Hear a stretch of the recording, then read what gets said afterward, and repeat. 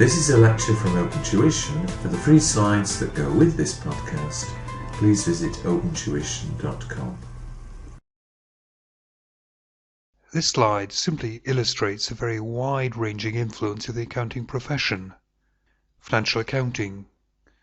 The accountancy profession deals with how items should be shown in the accounts. In other words, they establish the accounting standards. Secondly, once companies get to a particular size, they have to be audited. And audit is an independent gathering of evidence that allows the accountants to report whether or not the accounts produced by the company show a true and fair view. Within companies, there will usually be management accounting. This will be looking at budgets, future estimates, and will be recording on a month-to-month basis how the company is doing and investigating why it might not be on track to hit the required profits.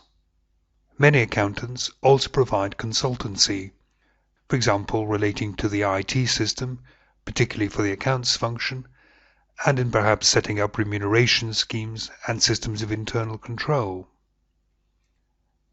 Accountants have a very important role in helping organizations to calculate their tax liabilities and reporting this to the government revenue authorities. And finally, within the public sector, that is, government organizations, accountants are very important in tracking and recording the expenditure of public funds that have been raised by taxation. The International Federation of Accountants is the global organization for the accountancy profession. It works in over 120 countries and jurisdictions to protect the public interest by encouraging high-quality practices by the world's accountants. Through its independent standard-setting boards, IFAC develops international standards on ethics, auditing and assurance, education, and public sector accounting standards. It also issues guidance to support professional accountants in business, small and medium practices, and developing nations. The IFAC Code of Ethics is a good illustration of a professional ethical guide. The code states that the accountancy profession has a responsibility to act in the public interest, and it then goes on to establish detailed guidance of fundamental principles in ethics. You'll shortly see what the fundamental principles refer to.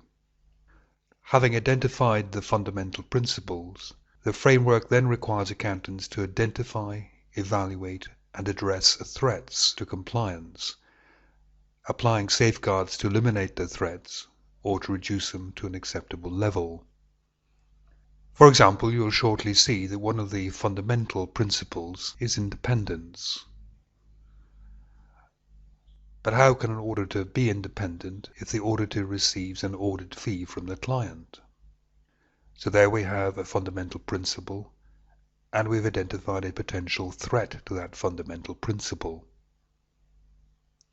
The safeguard applied is to put a limit on the amount of fees coming from any one client, so that the auditor would not feel unduly threatened if that client were to leave after a dispute about the accounts.